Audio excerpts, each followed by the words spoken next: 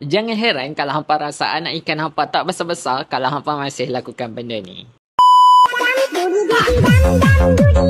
What's up buddy, welcome back to Beta Hamal. Sebab utama kenapa anak ikan hampa lambat membesar, nombor satu sebab pemakanan. Yang mana kadang-kadang ada orang bagi makan BBS sampai usia dia sebulan maupun lebih. Bukan tak boleh? Boleh, tapi ikan hampa akan lambat besar tau. Kalau anak ikan hampa dalam usia seminggu macam tu, boleh lagi bagi makan BBS. Kutu air pula kena bagi kutu air yang halus bagi muat dengan mulut dia. Macam yang Ikra selalu bagi untuk anak ikan, iaitu moinatai. Tapi ingat, jangan letak banyak sangat tau. Lagi satu, kutu air ni benda hidup. Jadi, bila anak ikan hampa nampak benda yang bergerak-gerak, mereka akan terus kejar. Itu adalah naluri ikan. Kalau hampa nak dapatkan moinatai, hampa boleh komen, okey? Nanti Ikra makan DM hampa. Untuk kutu air moinatai, Ikra dah open order. Untuk kutu air dah pernah makna, Ikra masih dalam proses pembiakan lagi.